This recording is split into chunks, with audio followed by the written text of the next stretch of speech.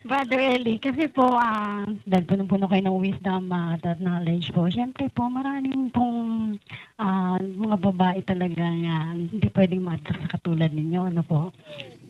Kayo po ba, nakaranas na ba kayo ng tunay na pag-ibig? Nung ako po ay nasa high school when I was in 4th year, meron po talaga akong gustong-gusto na hindi ko naman po naging kasintahan. Kasi siya ay mayaman, maputi, magandang-maganda, mistisa.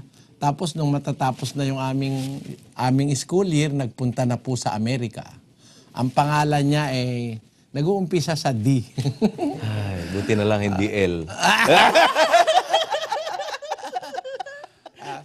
Pero meron po akong naging kasintahan nung high school. Pero nung ako po yung magministro ng talagang nakatalaga na, wala na po akong panahong marami, kundi lagi na lang akong busy sa ganitong gawain. Siguro ganito na po talaga yung tadhana ko sa buhay na gaya nung sabi nung kanta, when I was young, my father said, son, I have something to say. And what he told me I'll never forget until my dying day. He said, son, be a bachelor boy, and that's the way to stay. Happy to be a bachelor boy until your dying day. Brother Joseph. Dapat yung pag-aasawa, well-prepared. Well-prepared. Emotionally, physically, mentally, financially, dapat prepared na prepared. And you will not regret. Marriage or having a partner in life is God's gift to man. It is, in fact, the best physical gift to man, to have a partner in life. Physically speaking, that's the best, the gift that God gave man. Ngayon, kung hindi ka physically stable, emotionally, financially, and morally, madaling makurap ang marriage. Pangit, Brother Joseph. Opo. Kaya po, later in life, when I was 30, 36, 40, late 40s, early 50, marami pong mga nag-a-apply, kapatid. Kaya lang, Pinipigilan po namin. Tayo na pumipigil, Brother Willie, sa mga nag-a-apply. Lalo na ngayon. Po, meron po kasing konsilyo na dapat na daanan ng mga nag-a-apply.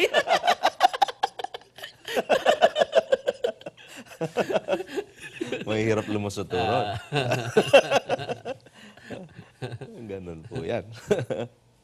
Pero talaga si Brad Deli, kapatid na Willie, naipaglingkod niya ang buong buhay niya na sa mga kapatid at sa kapwa-tao. Sa Diyos una sa lahat.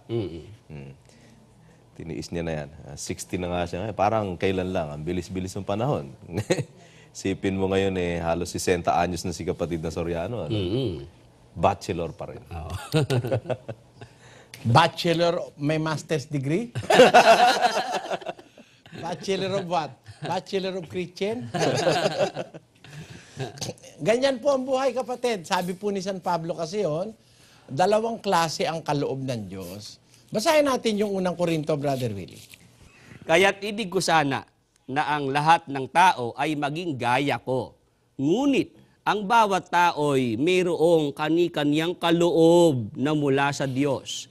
Ang isa'y ayon sa paraang ito at ang iba'y ayon sa paraang iyaon. 7, 8. Tatapwat, sinasabi ko sa mga walang asawa at sa mga babaeng bao, mabuti sa kanila kung sila'y magsipanatiling gayon sa makatwid bagay, gaya ko. Si Pablo kasi hindi nag-asawa. Bilang apostol, Brother Willie, no? Opo. Hindi siya nag-asawa. Si Timoteo rin, binata yun Opo. Si Tito rin, binata. Si Tito nga, hindi na nagpatuli Opo. Di ba, no? Ngayon, sabi niya, mabuti naman kung ang walang asawa o yung babaeng bao, mabuti kung mananatili silang gaya ko. Sa makatwid bagay, walang asawa, no, Brother Willie? Opo. Pero ang sabi niya, pero bawat tao ang wika, may kani-kanyang kaloob na mula sa Diyos. Ang iba ay gaya sa paraang ito, yung kagaya niya, walang asawa. Opo. Ang iba naman yung otherwise sa paraang yaon. Sa mga tweet, meron namang mag-aasawa talaga. Opo. Meron po talagang kaloob ng Diyos na makakapag-asawa, meron namang kaloob ng Diyos na hindi talaga mag-aasawa. At alam nyo, ang pinakamagandang dahilan ng hindi pag-aasawa, yung nasa 19:12 ng Mateo, kapatid na Will. Ito po sabi ng ating Panginoong Hesukristo, sapagkat may mga bating na ipinanganak na gayon mula sa tiyan ng kanilang mga ina. At may mga bating na ginagawang bating ng mga tao. At may mga bating na nagpapakabating sa kanilang sarili dahil sa kaharian ng langit. Ayun, yung bating, Brother Willie, yung eunuch, ano? No po. Yun yung mga hindi nag-aasawa eh.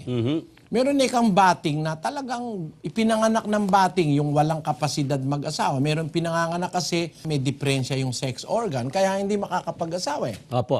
Alam mo, merong pagkaganda-gandang babae nung araw sa Paco, Brother Willie. Kinukwento sa akin ni Kapatid na Perez. Napakaganda nung babae. Talagang siya man ay nagka-crush doon. Ngayon yung babae na yun, napakaraming manliligaw. Ang ipinasagot nung ina, yung mayaman, may-ari ng isang pabrika sa Maynila, sinagot nung dalaga. Opo. De ikinasal, alam mo, pagkaraan ng 3 araw, isinuli yung babae. Bakit naman Maganda po yung babae, Brother Elia. Oo, napakaganda. Pagkaraan 3 araw isinuli, alam mo bakit? Bakit po? May diferensya siya, wala siyang sex organ. Ang kanyang dinadaanan ng ihi, isang maliit na butas na ihi lang ang dadaan. Yung pala, ipinaglihi sa manika yung babae. Nako. Kaya wala siyang sex organ ng babae. Ihi lang, daanan lang ng ihi. Sinoli eh. Tamo? Meron talagang ganon, incapable of marrying. Meron naman lalaki ganon. Kaya ang sabi ng Panginoong Jesus, merong mga bating na kaya hindi nakapag-asawa, bating talaga, mula pa sa tiyan ng ina, ganon na sila ang kapalaran nila. Meron namang mga bating na ginagawang bating ng mga tao.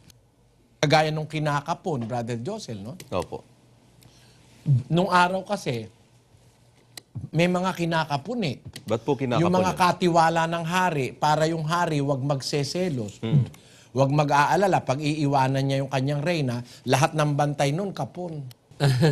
Kagaya nung nasa Biblia, di ba? Yung bating na galing sa Ethiopia. Opo. Kaya siya bating, siya ang tagapamahala ni Candace, reyna ng mga Ethiopia. Opo. Well, maintindihan mo bakit siya ginawang bating kasi para wag niya siguro mapakialaman yung reyna, no? Kaya meron naman bating na ginagawang bating ng mga tao, sabi, kinakapon talaga. Opo. Meron naman bating na nagpapakabating sa kanilang sarili dahil sa kaharian ng langit. So, sa kagustuhan maging dapat sa Diyos, hindi nag-asawa. Isa diyan ang si apostol na si Pablo, kapatid. Yan po. Kaya maraming dahilan, pero ang pinakamagandang dahilan ng hindi pag-aasawa ay yung pagnanasang makapaglingkod sa Diyos. Kasi dun po sa 7:32 ng unang Korinto, ganito nakasulat. Ito po ang ating mababasa. Tatapwat, ang ibig ko ay mawalan kayo ng kabalisahan. Ang walang asawa ay nagsusumakit sa mga bagay ng Panginoon kung paanong makalulugod sa Panginoon. Ngunit ang may asawa ay nagsusumakit sa mga bagay ng sanglibutan kung paanong makalulugod sa kanyang asawa. Ayan, dalawa yan eh. Pagka wala kang asawa, nakakapagtalaga ka sa bagay ng Panginoon para mapalugod mo ang Panginoon. Pero pag may asawa ka na, nahahati na, Brother Josel eh. Napupunta na doon sa pagmamalasakit sa bagay ng sanlibutan para makapagpalugod sa asawa. Yan po, kapatid.